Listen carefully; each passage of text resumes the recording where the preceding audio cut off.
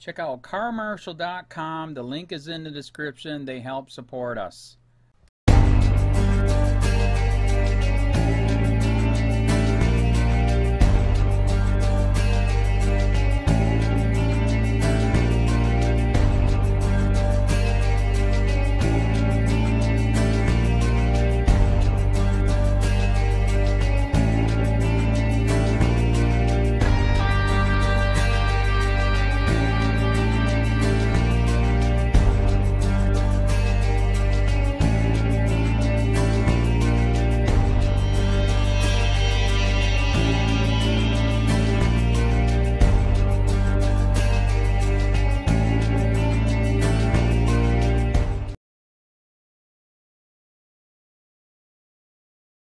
CDC head forced to resign after she's caught buying shares in vaccine and big tobacco companies.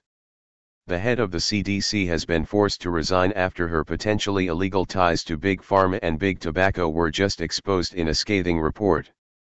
By Matt Agorist, February 1, 2018. A scathing report has just revealed that the now former head of the Center for Disease Control, Brenda Fitzgerald, was purchasing shares in drug companies as well as Big Tobacco while heading up the organization ostensibly devoted to health. The hypocritical nature of her position at the CDC while simultaneously investing in companies contrary to her mission exposes the true control industries have over allegedly objective government agencies. For those that don't know, the CDC is supposed to be the nation's leader in smoking cessation efforts, as smoking-related deaths kill more people in the United States every year than anything else. So, when the head of the nation's largest anti-smoking department not only holds a massive amount of stock in Big Tobacco, but actually buys more of it while she is in office, it is time to pay attention. What's more, the CDC is currently fighting a massive opioid epidemic in America right now, one that is now killing more Americans every year than died in the Vietnam War. So, when the head of an agency is tasked with preventing more deaths from daily prescription opioids is buying stock in the very companies behind the crisis, it is also time to pay attention. You don't buy tobacco stocks when you are the head of the CDC. It's ridiculous, it gives a terrible appearance, said Richard Painter, who served as George W. Bush's chief ethics lawyer from 2005 to 2007. He described the move as tone-deaf, given the CDC's role in leading anti-smoking efforts, according to Politico. Advertisement. It stinks to high heaven, Painter added. As CNBC reported, Fitzgerald, a Trump administration appointee, already owned stock in 5 other tobacco companies when she assumed leadership of the CDC. Documents revealed Fitzgerald had holdings in Reynolds American, British American Tobacco, Imperial Brands, Philip Morris International, and Altria Group. After assuming her position, she then moved to purchase even more Big Tobacco shares in Japan Tobacco, one of the largest tobacco companies in the world who sells multiple brands in the United States. As Politico points out, buying shares of tobacco companies raises even more flags than Fitzgerald's trading in drug and food companies, because it stands in such stark contrast to the CDC's mission to persuade smokers to quit and keep children from becoming addicted. Critics say her trading behavior broke with ethical norms for public health officials and was, at best, sloppy. At worst, they say, it was legally problematic if she didn't recuse herself from government activities that could have affected her investments. On top of investing in companies who can be defined as the enemy of her job, Fitzgerald, after her appointment, began investing in major drug companies as well. As we know, the CDC is responsible for creating and enforcing the vaccine schedule for all Americans. So, when the head of the CDC begins to grow a financial relationship with the very companies who make billions off these vaccines, a major ethical line is then crossed. Fitzgerald also bought thousands of dollars of shares in several healthcare companies, including Merck & Co., Bayer, and Humana, which the U.S. Department of Health and Human Services deemed a conflict of interest, Politico reported.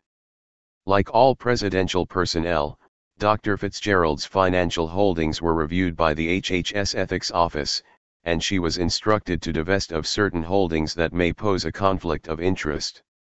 During the divestiture process, her financial account manager purchased some potentially conflicting stock holdings.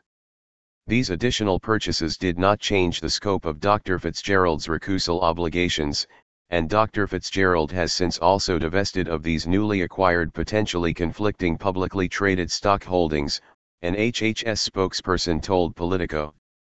It is no secret that it is a revolving door for those in the industry. In fact, Dr. Julie Gerberding, the former director of the Centers for Disease Control and Prevention, was named as president of Merck & Co. Inc.'s vaccine division immediately following her 7-year stay in the government. When industry insiders move back and forth between companies that profit from government laws and the government, there is no such thing as objectivity or democracy.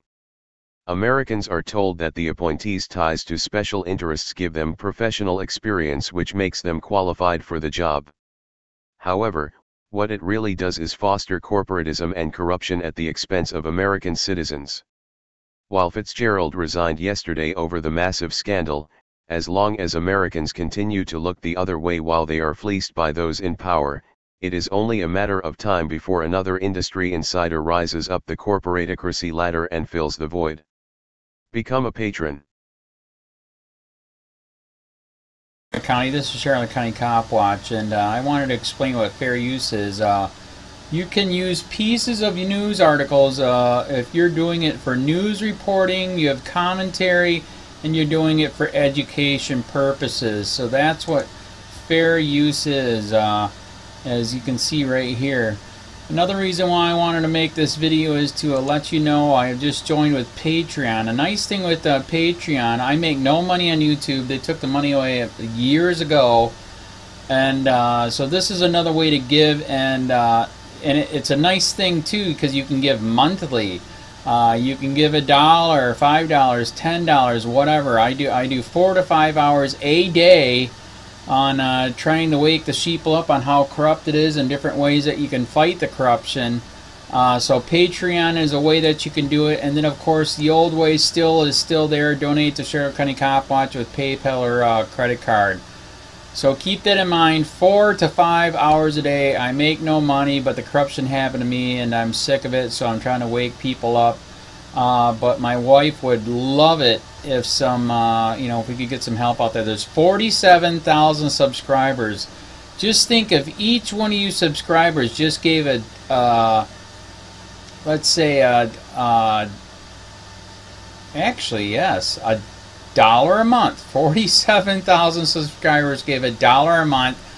That would be awesome. That's not going to happen. But anyways, that would be great if it did happen. But do the math in your head. Just think about it. Like I said, 4 to 5 hours a day. I get no money from YouTube. YouTube has gone nuts. You can't do anything anymore. They're taking the money away everywhere. So these are a couple different ways that you can still help out with all this time that I put in.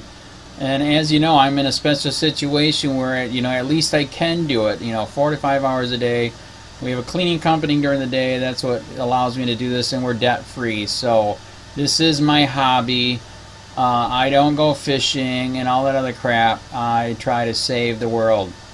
So help me out to make the wife happy, man. In fact, if you guys did give $1 a day, and there was 47,000 of you, and you did it, and each of you gave $1, and that was every month, oh my God, yes, I could quit. I could start suing them. Another idea too that we have is if I got some funds, we could actually contact everyone that has been ticketed and or arrested and put in jail and start sending them postcards to let them know we're here, and to see if everything went all right, and if it didn't, find out their story. So we could even do more investigations and more lawsuits. Lawsuits take money.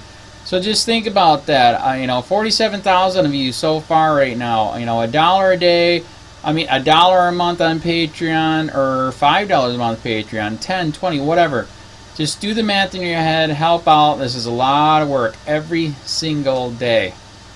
Thanks.